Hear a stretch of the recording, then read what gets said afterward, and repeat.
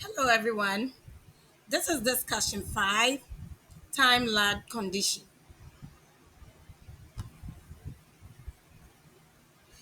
Question 1, I didn't even mention my name. This is Lav Ephraim. Question 1 says, what is the difference between a multiple baseline design and a multiple probe design? A multiple baseline design involves the continuous repeated measurement of the dependent variable across three or more tiers, such as behaviors, settings, or individuals. The intervention is introduced at different times across the tiers once baseline stability is achieved. This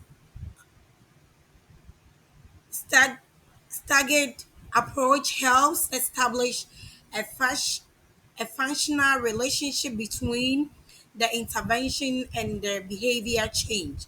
Continuous measurement ensures that any change in behavior is accurately attributed to the intervention. The difference, or in contrast, a multiple probe design uses intermittent data collections during baseline phases. Instead of collecting continuous data, probes are conducted periodically until interventions begins. This approach reduces the time and effort associated with frequent data collections and helps avoid practice effects or reactivities that may influence results. MPD is especially useful in instructional settings where the behavior is not expected to occur unless it is specifically taught, such as learning new academic or functional learning skills. Researchers may prefer MPD whilst behaviors are observable, stable, and measurable over time.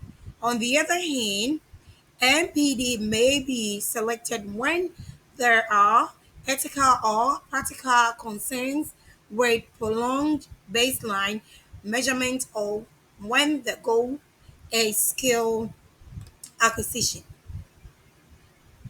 Let's look at the details comparison between MBD and MPD. This is just a short summary for what I just explained. Question 2.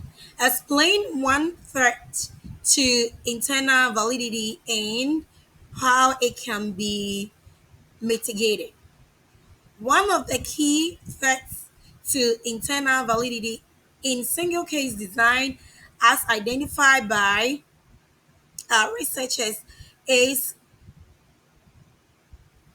coincident, coincidental event, that is history. This occur when an internal unrelated event coincides with the introduction of the intervention, potentially affecting the dependent variable. For instance, if a student's behavior improves at the same time a new paraprofessional begins working in the classroom, the behavior change might be wrongly attributed to the intervention rather than their presence at the new support. This threat can be mitigated through the use of the coherent multiple baseline design. In the variation, all baseline tiers begins simultaneously and interventions are introduced at different times. If an external event were repeated responsible for behavior change, one could expect simultaneous changes across all tiers.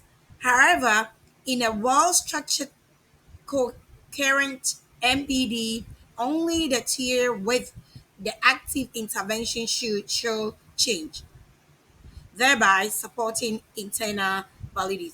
Thank you. And the next one is my reference for this presentation. Thank you.